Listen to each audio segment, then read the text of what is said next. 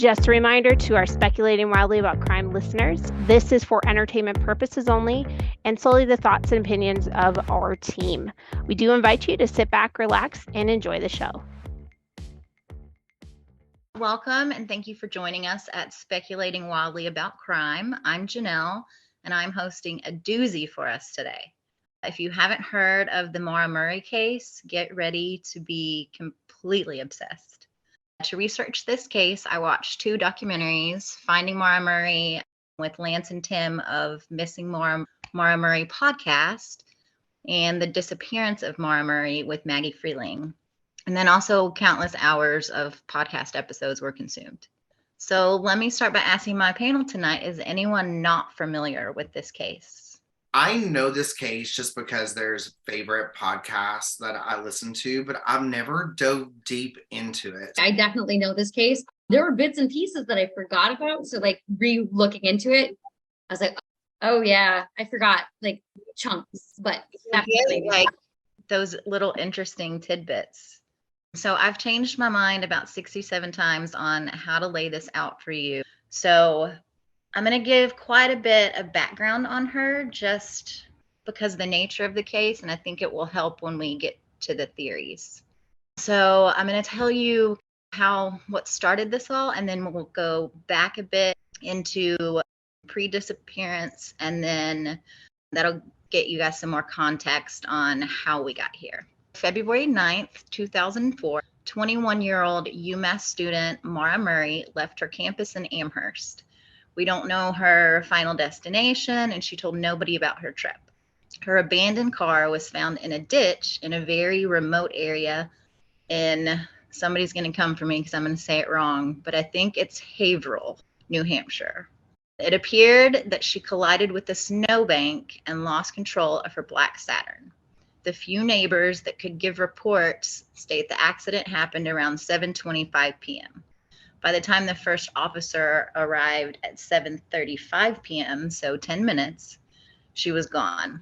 Since then, the world has been trying to figure out what happened to get her there in the first place, and especially what happened in those 10 minutes between the crash and the police arriving on scene. It would appear that she truly vanished off the face of the earth. So a little bit from before disappearance. So Maura was often referred to as this all-American girl. She was incredibly intelligent. She was a track and cross-country star with loving friends and family. And then somewhere along the way, we have a series of very unfortunate events. And maybe it was just too much for her to escape. So after graduation, Maura went to West Point, where her older sister Julie was already attending school.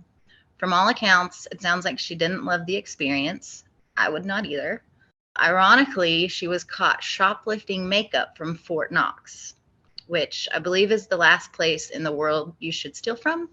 The circumstances were strange. It was makeup. It was less than $5. So it's not like she didn't have the money to pay for it. She did face disciplinary action, but ultimately left West Point after 2 years.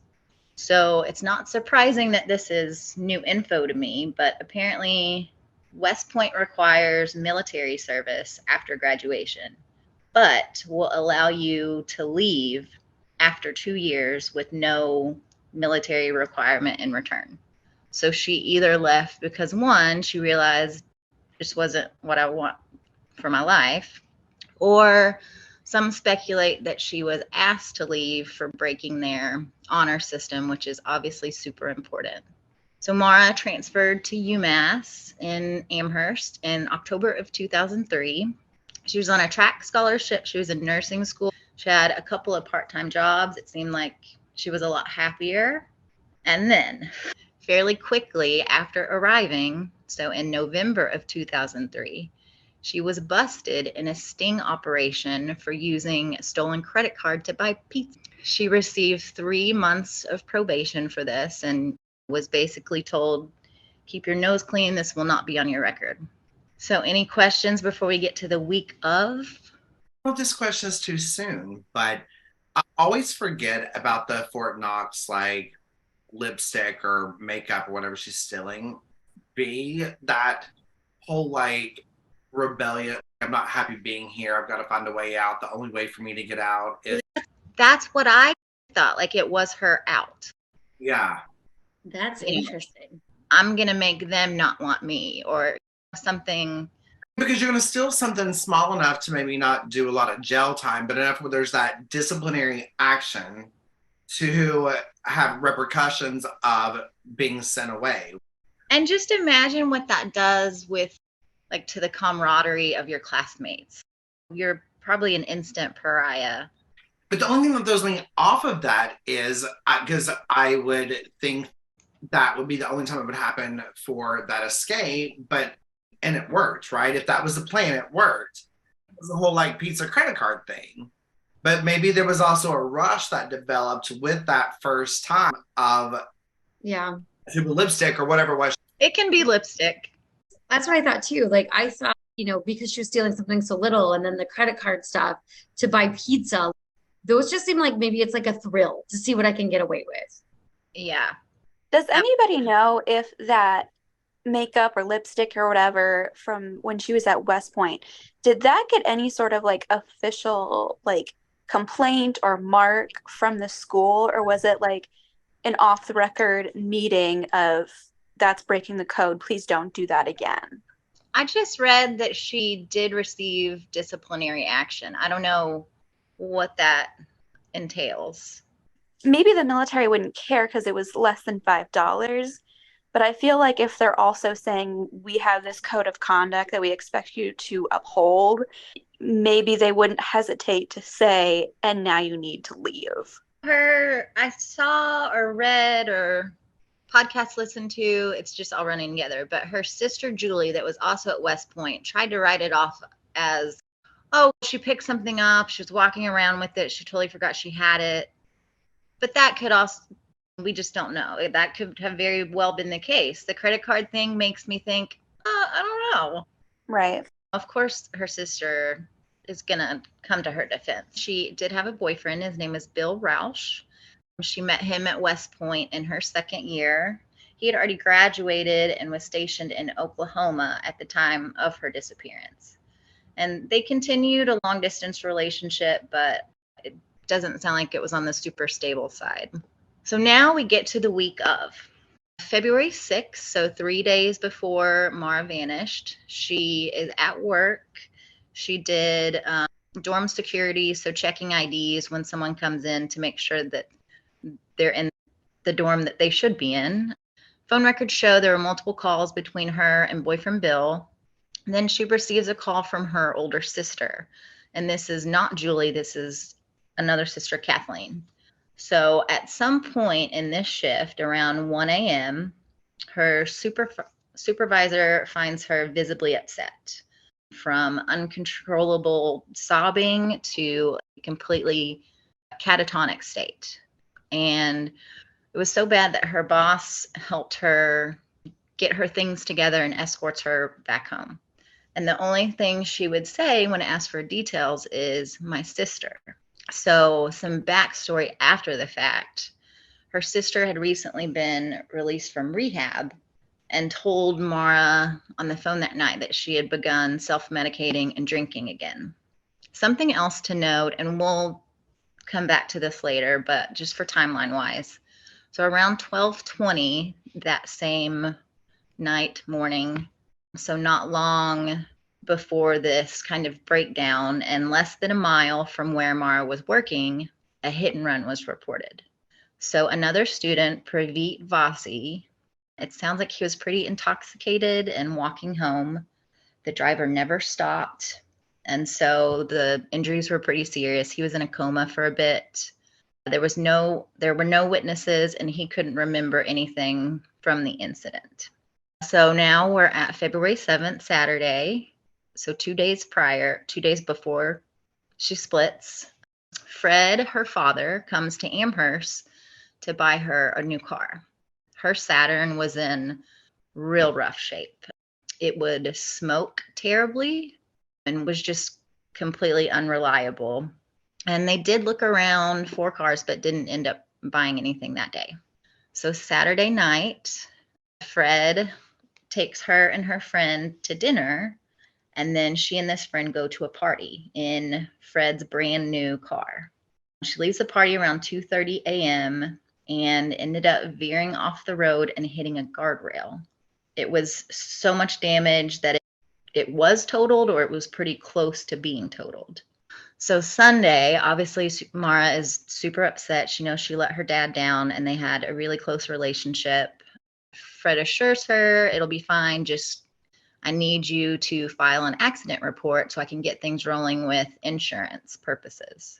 So the day of Monday, February 9th, around 12 a.m., it was found in her computer searches that she was looking up directions to the Berkshires in Vermont. 3:32 a.m., Maura submits a homework assignment electronically. Then 1 p.m., Maura calls about a property rental in that same vicinity. And something to note is this is an area where she spent a lot of family vacations growing up, kind of like a home away from home almost. She and Bill were playing phone tag most of the day. She did send him an email that said she didn't feel like talking to anyone. Oh, and understandable. We know she's upset. Records also show a few other calls to inquire about other properties. Nothing was ever officially booked, though. At some point in the day, she called a friend, sobbing, and said, I need to come by and drop off these clothes that I borrowed from you. The friend says, don't worry about this right now. We'll deal with it later. And she said, no, I'm going to do it today. I have to go home for a bit, and then mention something about her sister. The friend later finds a bag of clothes outside of her dorm room, and I just cannot stop thinking about, would things have turned out differently if they had actually spoken or run into each other? I can't imagine this friend carrying around that thought. Maura also called her nursing school supervisor to say that there had been a death in the family and she would be out of town for a week. So 3:30 p.m., she leaves campus, stops at an ATM, withdraws $280, which was just about everything she had and definitely not enough to go rent something for a week. She stops at a liquor store, purchases Bailey's, Kahlua, vodka, and wine coolers, and then hits the road. At 4:37 p.m., she calls to check her voicemail, and that was the last activity on her phone. Again, no one knew why she planned this trip, and she did not tell anyone close to her. So before we get to the crash site, anybody have thoughts? Oh, okay. So I do have a couple. Okay. So, I mean, it, by all accounts, up to this point, it sounds like she's planning to get the hell out of there, right? She's stressed. She's getting into some car accidents and whatever. And so I totally get that. When I was in college one weekend, I totally did the same thing. I don't even think I did tell anybody where I was going. I just did the same. Like, we have a place around here that my parents would always go to. And so it was just a place I was like, I'm going to go there. Like, I just need to go there. And for me, it was more like just because it felt like a home away from home or something like what you're talking about. So to me, because I also know a lot more maybe than David does of this story, but I don't know. To me, I'm also thinking she's just getting out of Dodge for right now. To play off of that, Missy, I'm also thinking, so she's really upset about her sister and going back to substances or alcohol, or I'm not exactly sure what all that all entailed. So she's already upset about that. And then she totals her father's car, which was, I'm sure, horrible for her. And so while she only had $280, which wasn't enough money, I've been in that situation where you're like, you know what? I don't know. I don't care. I'm going. We'll figure it out when I get there. If I have to sleep in my car, so be it. And I wonder, was there concerned about her getting cited for like reckless driving or from the crash? And then if so, she is either on probation still. I think it was right on the cusp.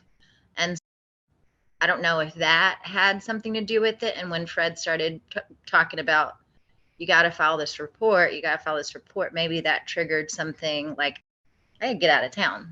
I also have one more question before we move on. Do we know anything about her grades at this time?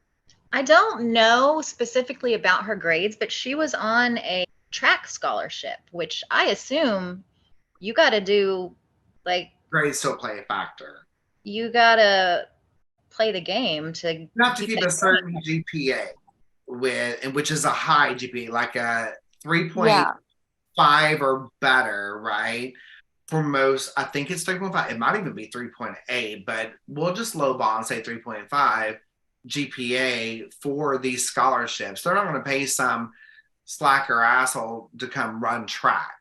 The fact that she was already looking up rental properties and then submitted a homework assignment, and that's the day before she left. If you don't plan on coming back, I'm not wasting my time on homework. And along with keeping a certain GPA to retain her scholarship, is there a possibility that she's, oh man, I don't want to do that anymore, but I know if I don't have a scholarship, I can't go here? Or was it her grades starting to slip and she was aware that she might lose her scholarships? That's why I'm curious about the grades, if something could have factored in with that, which goes along with the, dare I say, crisis mode of everything seemingly piling on at once.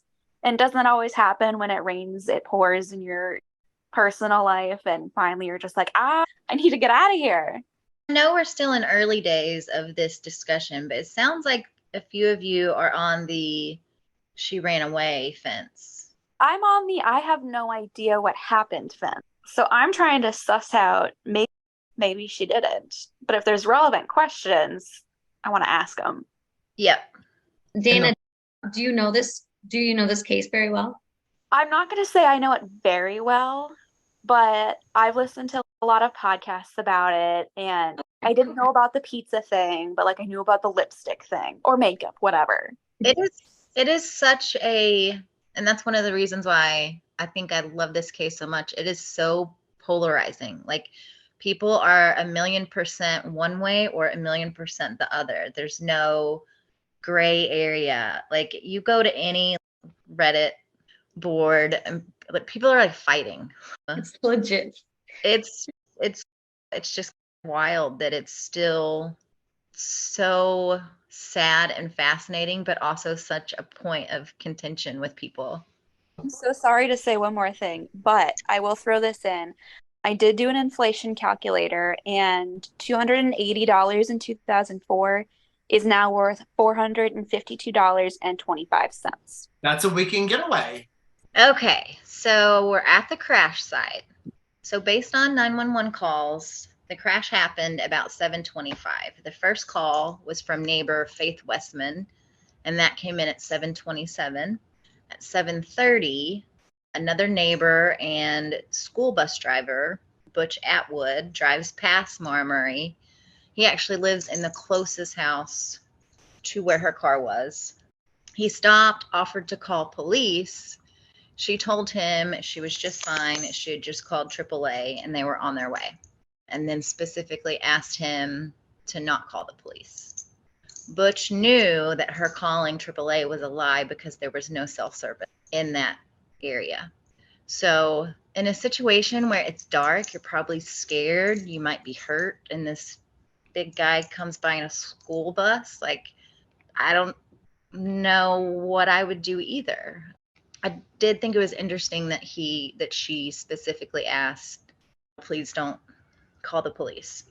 So anyway, Butch leaves her, goes home. He calls 911 because, again, he knew it wasn't possible that she got through, and then decides to get back in his bus and do paperwork, which was in view of the crash site. I don't know if this is like on the creepometer or if he was just legitimately concerned about her safety. Faith Westman, the neighbor who originally calls police again. She claimed that she saw a man in the passenger seat smoking a cigarette. This has been taken back now. In later discussions, she said she couldn't be sure if it was the light from Maura's cell phone or if it really was this strange smoking man. But this has been used in the tandem driver theory, which we will get to later. David, give me another pen. She also reported that she saw Maura digging in the trunk. So Faith Westman was a very nosy neighbor. Maybe that's a good thing in this situation. But so 7:35, police arrive, and Maura Murray is nowhere to be seen. So the way the road is, if she had left on foot, which she didn't leave in her car, we know that. If she had left on foot, she would have either had to walk past Butch's house in his school bus or would have been passed by the police on their way there. In Maggie's documentary, you can see a map of their 3 houses in the crash site. And they're all pretty much like 100 yards from the car, just in different directions. So pretty close. The officer finds that the windshield was cracked directly in front of where the driver would be. So we don't know if she hit her head or the airbags had also been deployed. So I guess that could break a windshield, but just like when you see how it is, and it literally is right where, say she wasn't wearing a seatbelt, it's the placement it seemed logical to me that could have been where her head hit. The front and the image of the car, did it like show that it would make sense for her to, because I feel like the point of an airbag is for you to not go through the windshield. Am I wrong? That's true. We know a couple things. Her car was a disaster.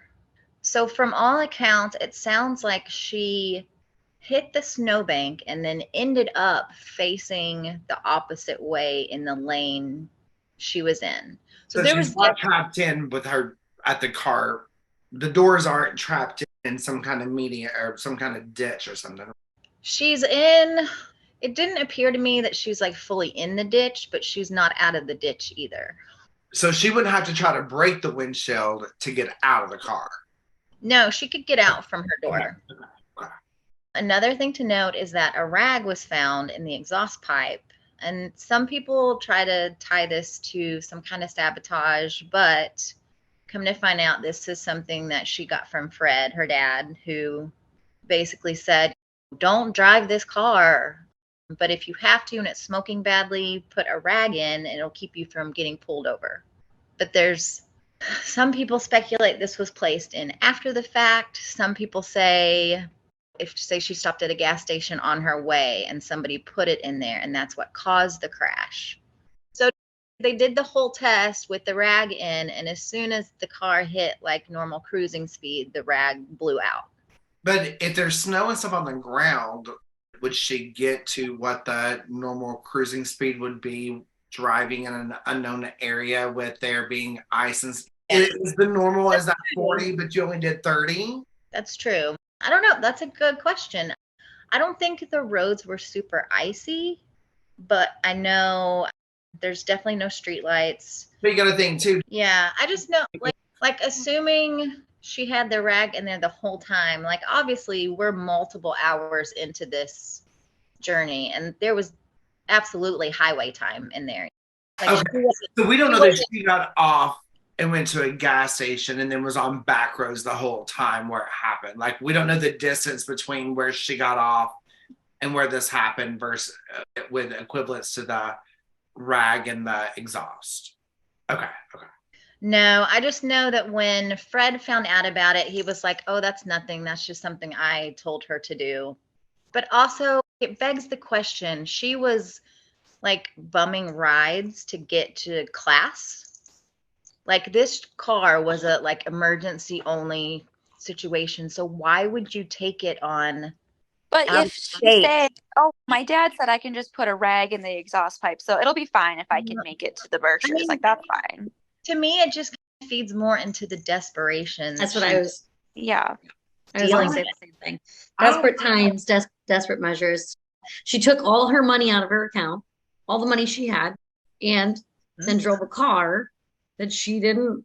I also wonder if her dad telling her to put the rag in the exhaust pipe was like, if you're going 2 blocks to the gas station to get a Snickers bar, or that's not a, I don't know how many hour drive to the Berkshires.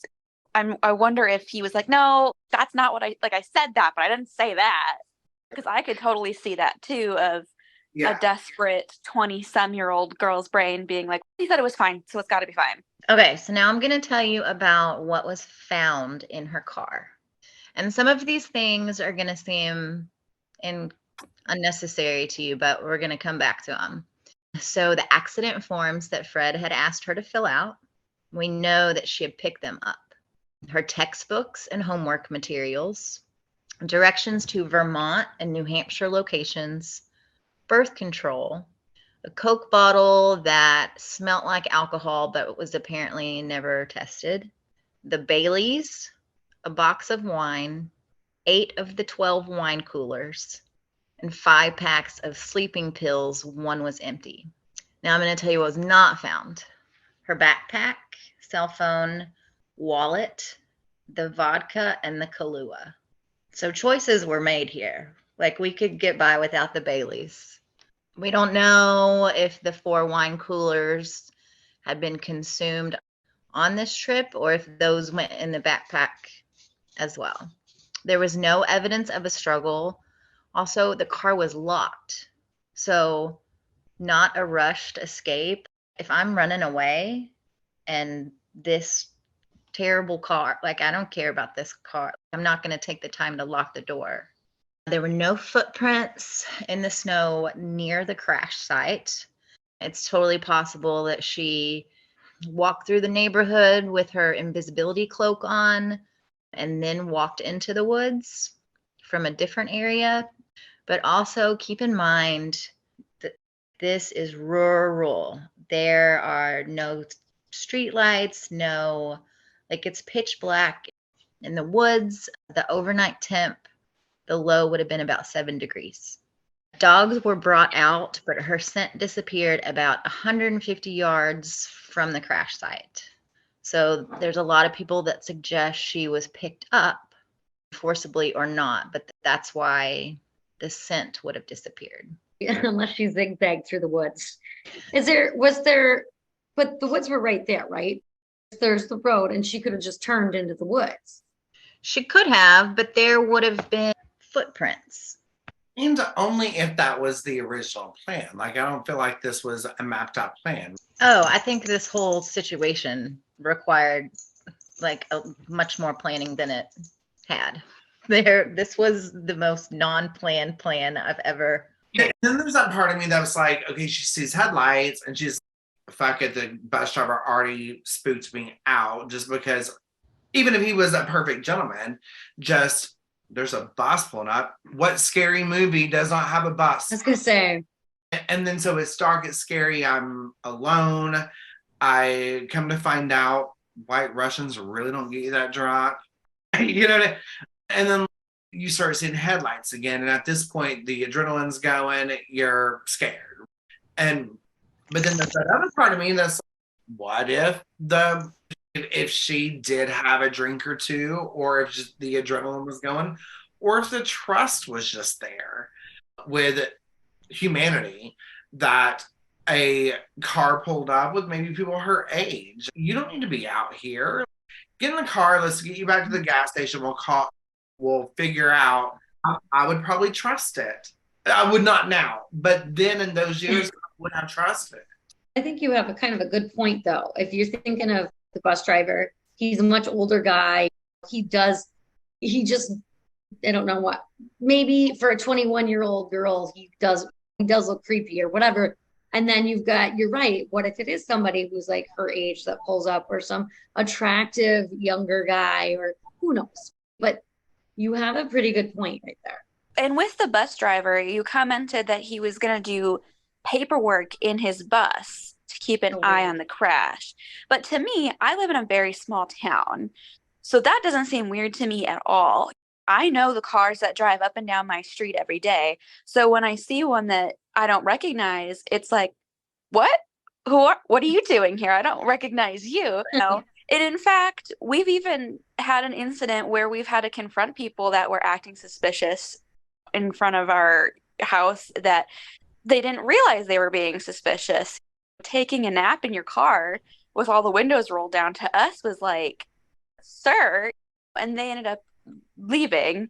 So in defense of the bus driver, I can see him being like, okay, there's a young lady in the middle of nowhere. She's lied to me about calling AAA. She's had a car crash. She is very adamant not to call the police. I don't want this riffraff in my neighborhood. So in defense of him, I'll give him that. But for Maura, I could also, when you're being watched like that, you feel like prey almost. And I am not going to speculate on her mental state at all, but whether she's even just scared, which personally I would be scared at that moment, being somewhere that I don't know with no transportation, no money in my bank account because it's all in my hand, and somebody is watching you, that would be terrifying. So the first car that pulls up that feels semi-safe saying, we'll bring you to the gas station. Yeah, I might get in that car too. Today, maybe not, but now that I know better, I could totally see somebody scared, desperate, feeling watched, being like, I have a question about the police. Did they ever report seeing any other cars on the road at any point getting to the crime scene? I don't know if it was ever discussed, but when I talk about this place being in the middle of nowhere, it truly is.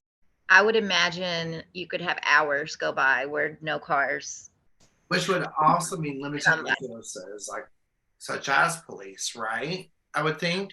It makes me think of the Jamie Kloss case up here in rural Wisconsin, because Jamie Kloss was kidnapped and her captor threw her in the trunk of the car, and he drove past police on the road, but I need to get to this crime scene, so they didn't even think about it, and they drove past Jamie and her captor. So that's why I'm curious if they were just, I don't care about it. I don't care about this other car. I'm going to this crash on the road.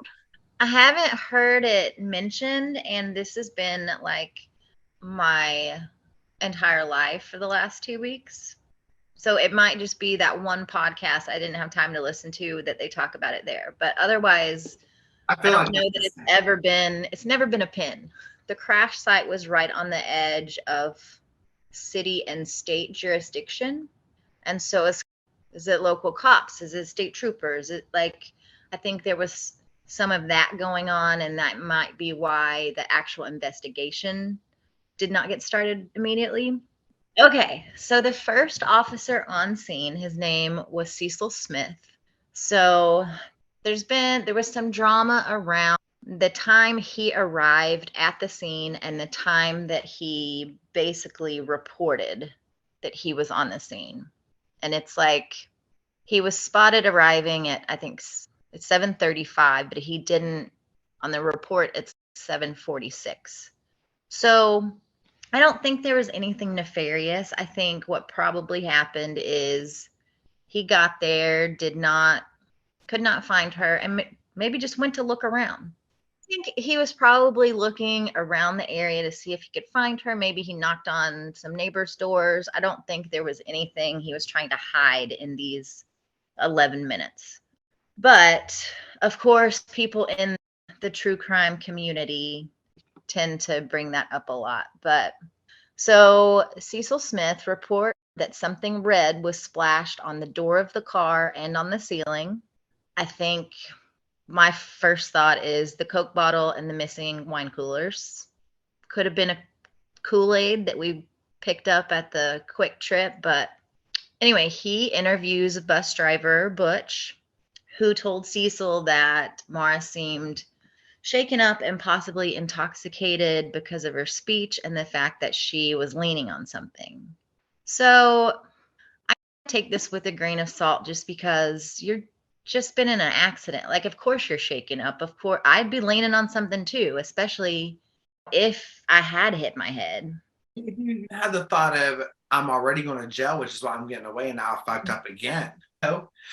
Which is why I do believe in the whole her telling the bus driver, don't call the cops. You already thought you were on your way to Correct. that place. You know what I mean? Yes. So then, okay, Kashi. So there was another, okay, so this woman was called Witness A for like years and years because she did not want her name associated as this potential whistleblower. But she drove by and saw a police SUV with the number 1, because I guess all cop vehicles have numbers associated with them. So this, Oh, girl, we could talk about number associations with police vehicles. Okay. this So, 01, it wasn't like anybody's officially like, this is your car, but it was typically driven by the chief of police. His name is Jeff Williams, but he's never mentioned being on the scene. There are rumors of him like driving the cruiser drunk all over town. So this witness A calls to report this. She says that she was even called back the next day and asked, like, are you sure you saw 01? So Jeff Williams claims he was not on duty and that Cecil Smith was driving 01 that night. So I don't know what the right answer is. In the very same documentary, both were interviewed and nobody ever got them in the same room and said, hey, can we talk about this? So I don't know what the conclusion was, but Cecil Smith, that is really hard. He claims that he was definitely not driving 01. So that piece is a bit of a mystery. So Kashi, if you have color to add, you go for it. I don't have much color to add, but I just felt so in my local area, the police chief doesn't drive a cruiser. He drives his own private vehicle, and all of the other patrolmen have vehicles that are all numbered. Our vehicles are numbered according to which precinct they are. So if your car is labeled 001, maybe it comes from like the first precinct. But car that was labeled like 201 would come from like the second precinct. But I'm figuring for a small town, they don't have to do that. So yeah, it just seems weird. And I'll speculate all day that the drunk police chief was driving his vehicle around doing stuff he wasn't supposed to be doing. Was he at the crash site? I don't want to rub nobody's name in the dirt, but the lady said that she saw his car twice. I just know about the one time, but it was before Cecil Smith arrived. So that would make the window of Maura disappearing even smaller. Yeah. But it could have been, like, if I'm going to speculate on this, I'm going to say it was the chief. He was hammered. He drove by, didn't see anything, and then just took off his merry way to keep driving around drunk. And then 2 minutes later, Cecil shows up. And I currently live in a town that has one police officer, and I grew up in a town that had one police officer. So in contrast to what Kash is saying, they drove their cruiser, where I grew up more specifically, everywhere. And that is like a rural area as well. Like, it's quite rural, I'm sure comparable to what Maura was in. And I'm not gonna, I'll say allegedly, I saw misconduct all the time, supposedly. So I am not surprised one bit if this chief was doing something he shouldn't have been, and even if it was just to stop, look around, and then go on his merry way. I don't know if he was drunk or anything like that. But from alleged firsthand experience, I can totally see this. He might have been like, I see a box of wine and a bottle of Bailey's in there. And no young woman who's supposed to be here. When he says, I wasn't on duty that night, maybe that's not lying. Maybe he wasn't. And that's what I was going to say is, I'm sorry, but if I have access to a police car and I want to drink and drive, I want to drive the police car. Because if I'm speeding, if I'm being like you say cop car, you're untouchable. And who's going to hold you accountable if you have a small force or if it's a one-person force or anything like that? Or the chief. And that leads me to another question. So we know that the car was truly at the exact crime scene, right? It wasn't moved. And could she have been abducted a mile down the road and the car purposely wrecked? With it being at the city-county line, that makes me wonder if, because a part of me questions the cops, and we can maybe, I don't want to get too far ahead, and maybe that'll be a later on discussion, but the cops will know if I crashed it right here, there's going to be this whole, is it your district, is it mine? Oh, there's some seriously bad cops, like bad at doing their job. Like balls were for sure dropped. How far are we from, how far is the crash site from UMass? So in Maggie's documentary, she made the same exact drive, and they determined there's this whole thing called the missing hour. So they made it there 1 hour sooner than Maura did. But you guys, I can do, she could have stopped to eat. She probably had to pee. The wine cooler's just going right through you. Stop to get gas for sure. Today, that would be hard for there to be a missing hour because everything's so electronic. But then you've got all the cash. She didn't know where she was going. She probably was pulling over to look at her print. Was there a cell tower? Because she had a cell phone, right? Were there cell tower? Or was there cell phones in 2004? She had a cell phone, right? Yep. So was the cell towers able to track anything? All I know is that her last activity was at 4:30, 4:37, something like that. And this started at 7:25. That's my question, is how far is she? Because to say she was on the city-county line, but if you ask me to find the city-county line of a town that's an hour and a half from me with MapQuest, there's no, maybe if I've got my Apple Maps or Google Maps now, I could do it, but that's where I'm like, either I don't this think there was is the anything best purposeful. Right. So either this is the best laid plan that nobody else could ever figure out, or it's all just a disaster. A series of unfortunate events that just keep adding them to the list. So I'm going to tell you guys some little tidbitty things of the aftermath and things that have happened since. These are just little things to keep in mind before we get to theories. So once Maura's dorm was checked, they noticed that everything was packed.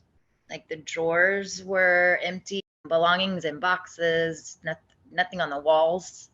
It was the start of term, so we don't know if she just hadn't unpacked yet, but it does seem very strange. And I don't know specifics about, did she move rooms in between terms? Did she, just one more thing that doesn't officially, it either makes perfect sense or it makes no sense at all, which is a lot of this case.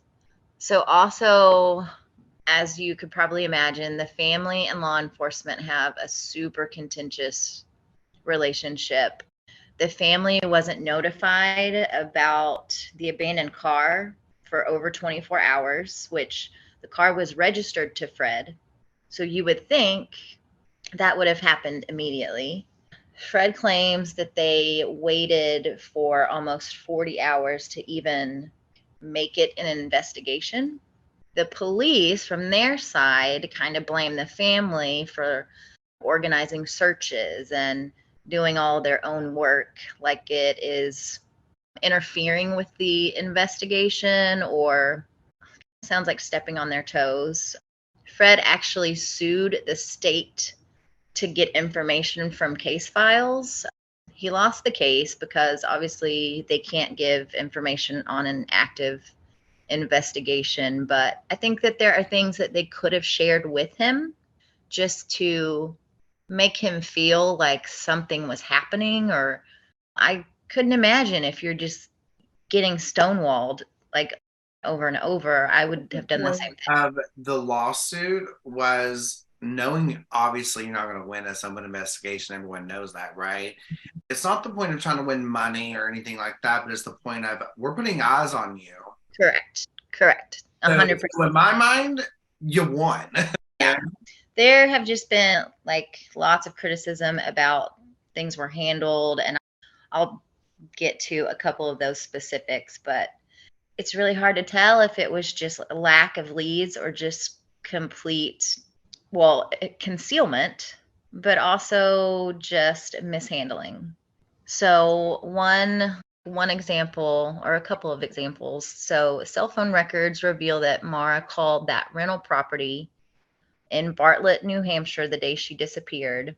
Police didn't contact her for over 6 months. So she had no recollection of that conversation by the time she was contacted.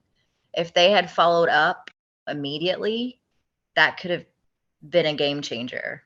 Also, in one of the documentaries, Julie, her sister, states that she was never interviewed by police. So for when they used the dog, the cop used a glove to give off her scent, which her dad says those were brand new gloves. She had just got them for Christmas. He didn't even know if they had been worn. And basically, if you had worked with me, I would have given you something that I knew wore all the time. Another kind of quirky thing, I'm just reporting. I'm not leading anyone, but the first officer on the scene, Cecil Smith, committed suicide in 2018. It sounds like he was battling early onset Alzheimer's, so I'm sure that is a big contributor, but you have to imagine that being pulled into all of this had to have taken a toll on him. Boyfriend Bill, just to give you some information on him. So he got permission to leave Fort Sill, where he was stationed in Oklahoma, shortly after Maura went missing. He remained for a couple of weeks to help search the area. The request was originally declined, but he explained the situation as Maura is my fiance. I think he was always a suspect, but once they really started looking at things, there's no way he could have. We know he was not there. And if he had left, he would have been determined AWOL. Like, it would have been a much bigger conversation. So I feel confident to say that he was not involved in it. All right, this is gonna get you, David. So Maura's mom was super sick with cancer at the time of her disappearance, and they were very close. She died on Maura's birthday in 2009. So don't you think if there was a reason for Maura to come back, or if she could, I feel like that would be it. Also, so Fred continued to put money in Maura's account just in case, and she never used any of it. Hey everyone, we had so much to talk about on this episode that we decided to make it a two-parter. And it's available right now on the SWAC Pod YouTube channel. So go. What are you waiting for? See you there.